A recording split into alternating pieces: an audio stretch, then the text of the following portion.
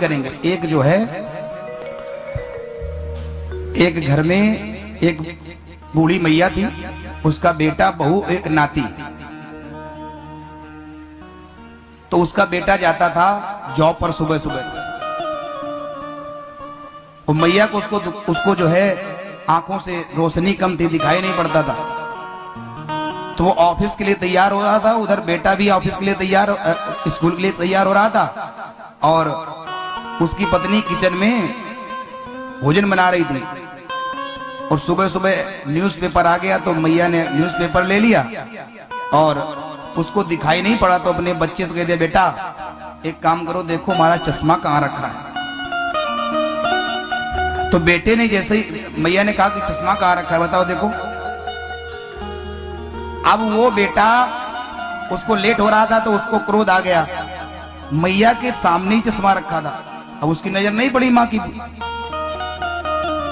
तो उसने ये शब्द कहा, मां तुमको भी दिखाई नहीं पड़ता है, आपके सामने चश्मा रखा है, ये लो चश्मा, ऐसा कह दिया।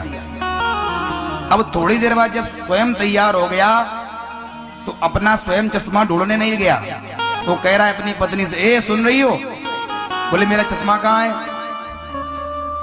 तो उसका भी चश्मा पासे में रखा था, उसके जस्ट पीछे।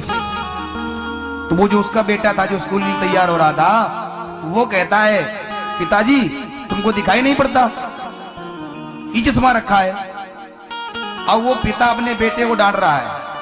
ऐसे बात करते हैं बड़े लोगों से, ऐसे बात करते हैं। स्कूल में यही पढ़ने जाते हो, ये सीखने जाते हो। तो बेटा कहता है, पापा, पिताजी मैंने स्कूल में नहीं पढ़ा है, मुझे स्कूल में नहीं पढ़ाया गया है, मुझे तो पढ़ाया गया है, अभी आपको मैंने देखा कि आपने दादी से ऐसा कहा है कि आपको दिखाई नहीं पड़ता है, चश्मा सामने रखा है। मैंने आपसे भी वही बात कह दिया, इसमें मेरी बात क्या है, जैसा आपने कहा वैसा मैंने कह दिया, ये मैंने आपसे सीखा है। तो बच्चे जो भी सीख रहे हैं वो आपसे सीख रहे हैं। आप घर में गाली दे रहे हो ना बच्चों के सामने, तो बच्चे भी गाली देना शुरू हो जाएंगे।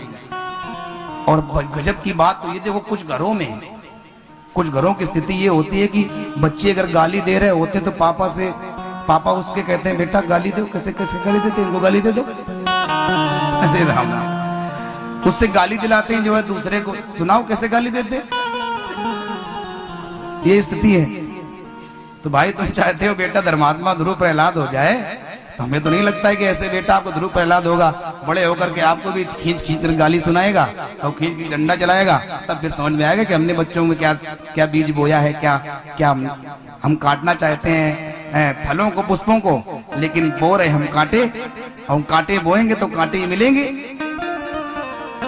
बोलो बाकी